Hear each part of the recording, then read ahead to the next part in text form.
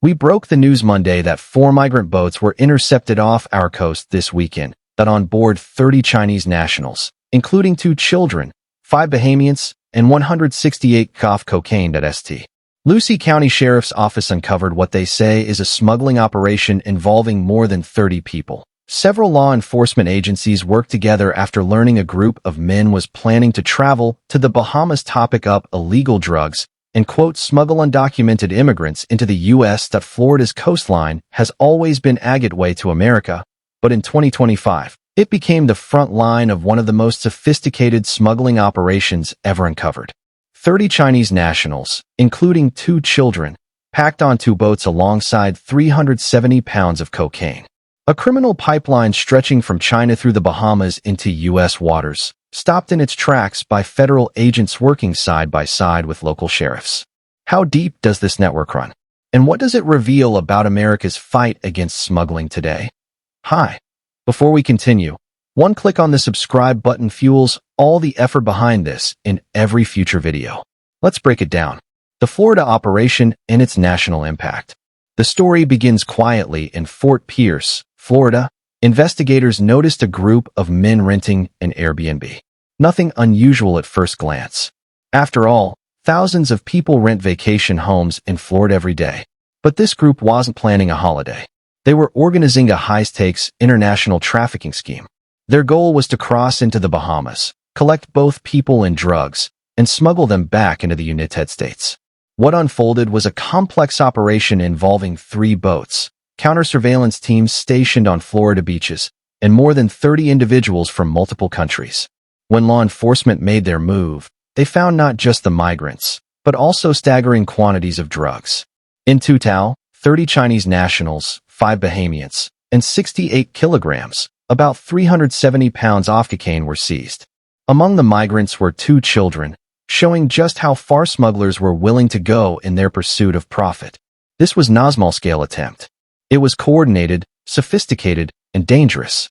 The use of Airbnb as a planning hub showed how smugglers are adapting to modern tools, blending their criminal activities into legitimate services.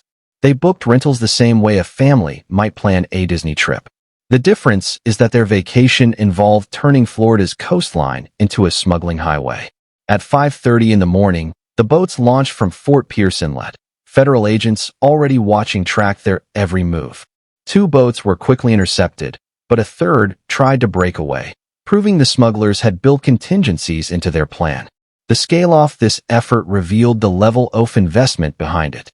Criminal organizations from Southeast Asia and China were channeling people into the Bahamas, paying smugglers up to $35,000 per person to ferry them into Florida. Sheriff Richard Del Toro didn't mince words. His message was direct. We won't tolerate criminals using our shores as their pathway.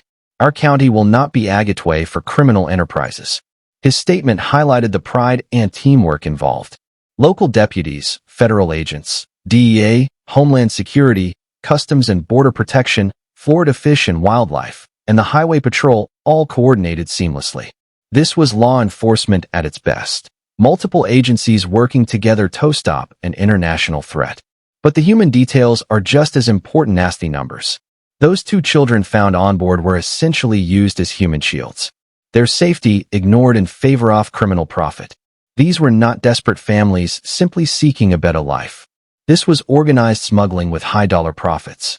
The Chinese nationals caught in the operation now face return to their home country, having spent life savings on a promise that was never real. The bigger picture makes the Florida bust even more alarming. Federal agents say this is part of a growing trend. With the southern land border tightened under Trump's leadership, smugglers are pivoting.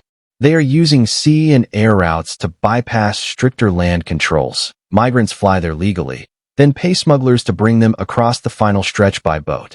The numbers prove this shift. In July 2024, U.S. land drug seizures hit 453 cases. By July 2025, that number dropped to 33. Last year, agents logged just over 000 cases in these categories. By July 2025 alone, they had already recorded more than 800, putting the year on pace to far surpass previous records.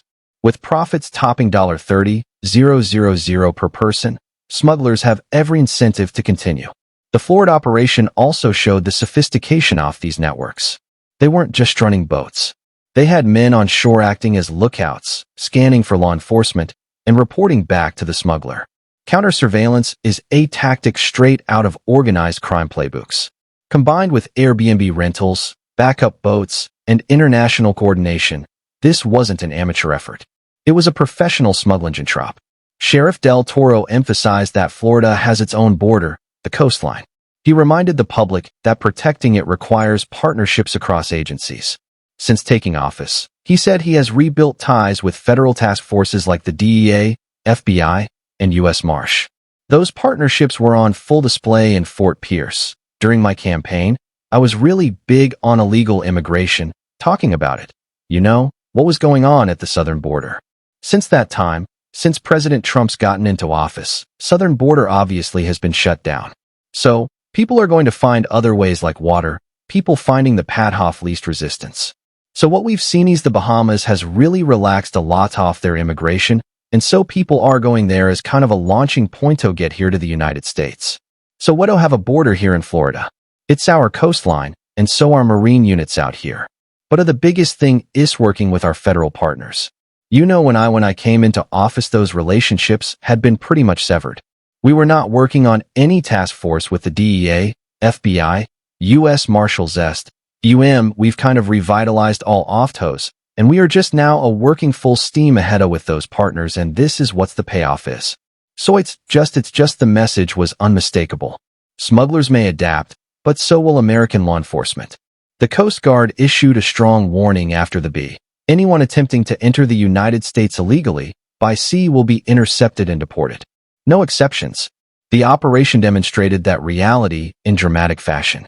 The Chinese nationals who paid tens of thousands of dollars each will now be sent back to China with nothing to show but loss and disappointment. Meanwhile, the true criminals, the ones running the pipeline, remain the ultimate targets for IC and Homeland Security.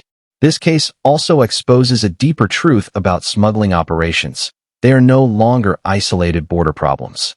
They are international business ventures using global logistics, online platforms, and advanced coordination.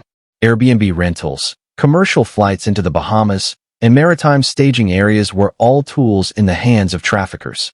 And while the migrants caught in Florida may have been victims of false promises, the criminal organizations profited from both human desperation and America's appetite for narcotics. Yet, there is hope in how this case ended. By working together, agencies not only stopped a dangerous shipment, but also sent a clear message to cartels and smuggling networks. There is no safe route into the United States.